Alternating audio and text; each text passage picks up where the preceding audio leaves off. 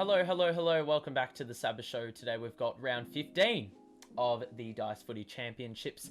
These are the results from last round. We only had 6 games, given it was a bye week. You can see a lot of teams that were in the top half actually got upset. So, yeah, it's going to be interesting to see what happens for the rest of the season. Obviously, very tight in the middle part of the table. So, obviously, every game is ever important. So, without further ado, let's dive into this week's round of games.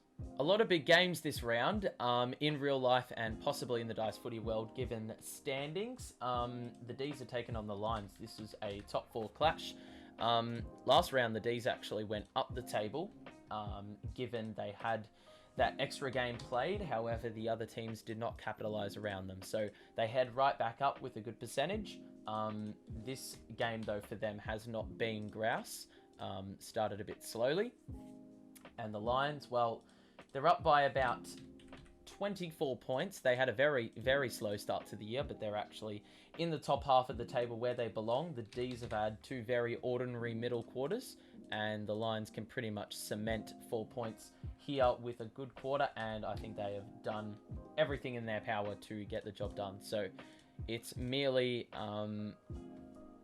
merely just playing for pride in this last quarter, and the D's aren't doing themselves any favours. They kicked 5 goals in the first quarter, and 3 goals since that point, and the Lions have piled the goals on, and they will end on 139. They've absolutely demolished Melbourne. Next game of the round, and this one would actually be a pretty good matchup in real life. It is the Bulldogs in first, taking on the Hawks in 14th position, and the Dogs start this one pretty well. And the Hawks, well, not too awful. They do trail by a goal at quarter time, but you can't really be complaining given how well the Dogs have played this season. They had a little hiccup last game, lost to the Giants, who are a bottom 4 side this season.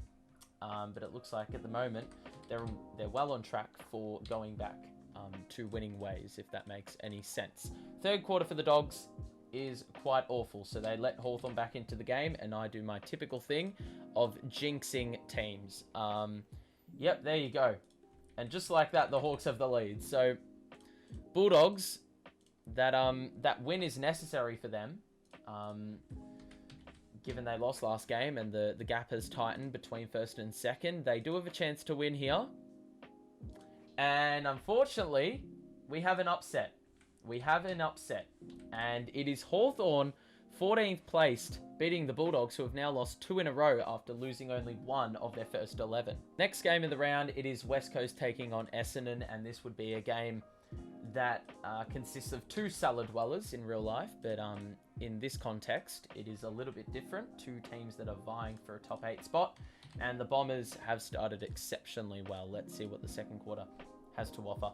And the Eagles haven't played bad by any means, but their defensive effort's going to need to be a little bit better. And third quarter involved, let's have a look.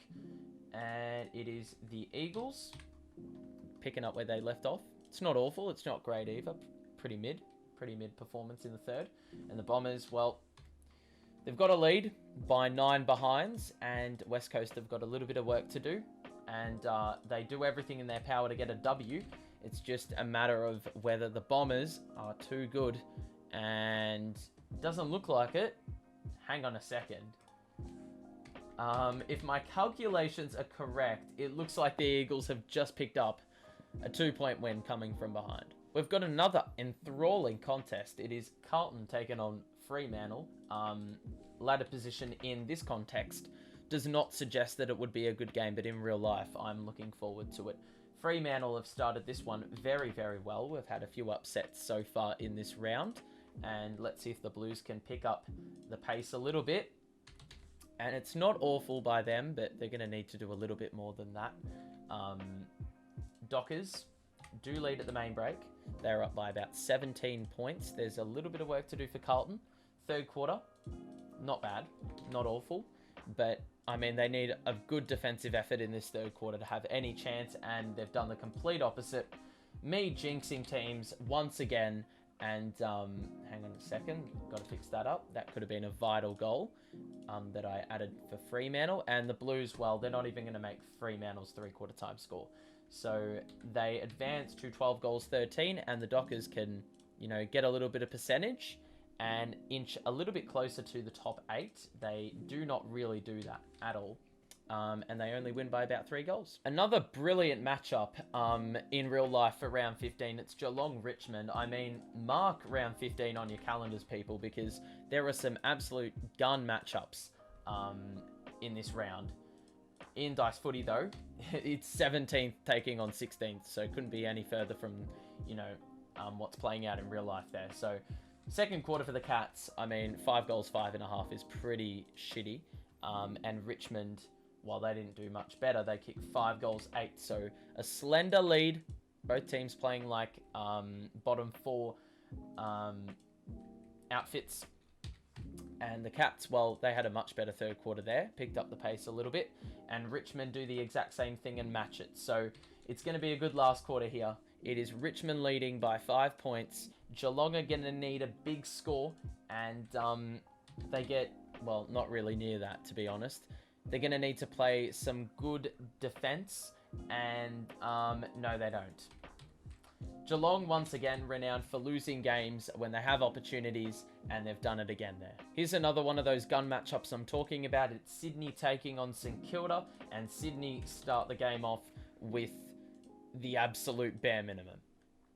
And, well, St Kilda just thought, well, we don't want to blow out Sydney in the first quarter, so let's give them a little bit of a chance here. Both teams kicking the absolute minimum, and Sydney do not get much better in that second quarter. St Kilda, well, they nearly kicked the maximum, so completely contrasting quarters there, and they have a pretty good lead at half-time. Third quarter is very good by Sydney, so they are now potentially back in the contest, but they're going to need to do well to stop St Kilda's brilliant run in the second quarter, and hope that doesn't translate into the third, which it didn't really, but they still have the lead at three-quarter time, and Sydney, well, top it off by kicking 4 goals, 5. So a good recovery in the second half, but will that first half have cost them? Yes. Yep. And St Kilda will pick up the win.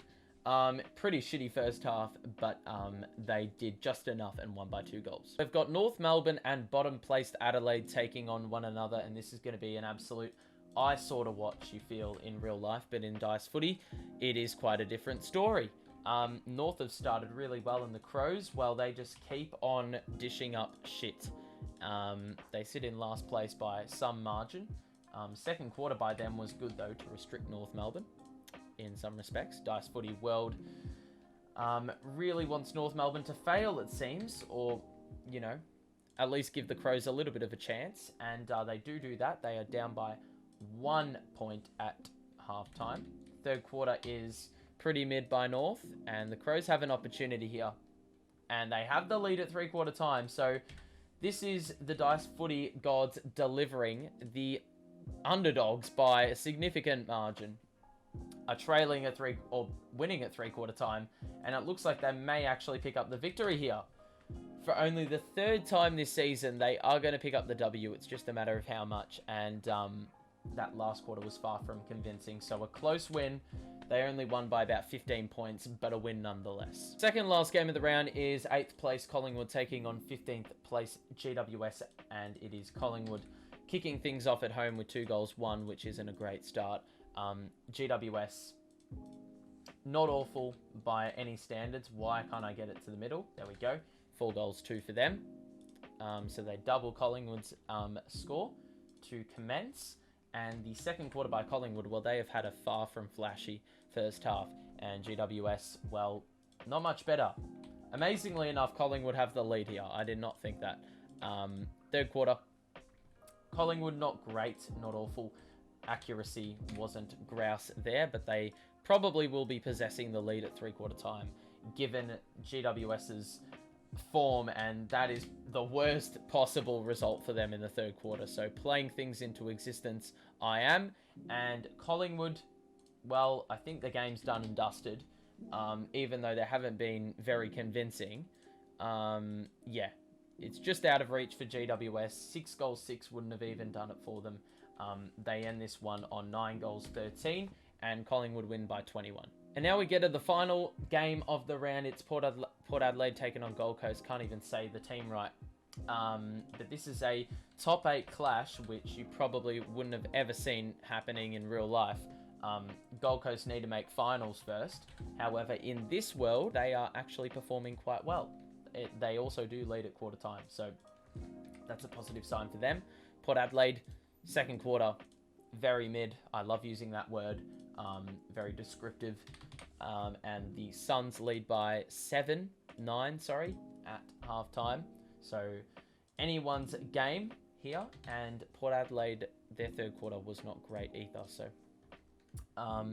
it's been a bit dodgy this game. However, the Suns, did all right in that third quarter. It is close though. Anyone can still win this game. It's been hovering at that same margin all game, and potentially the Power have made a move to pick up the 4 points in the last quarter. The Suns, they've just been cruising along, but they are going to make sure of a result here, and they pick up the 4 points and win by a narrow margin. All right, and after a bit of time, we have the ladder for round 15 after the results. You can see the results of the games as well. Brisbane absolutely walloped Melbourne, which meant that their percentage that they had, that was pretty much a leg up on anyone else, has been slashed in half and sees them outside of the top 8. Bulldogs have lost a couple in a row now, and that, that buffer that they had over second place Brisbane, or any team for that matter, has pretty much gone away now. So they can... Well, they've got the percentage advantage, but they're actually only a game ahead now. I think the most was about 3 games. We're seeing a little bit more separation. There are a lot of games or teams on 7 wins.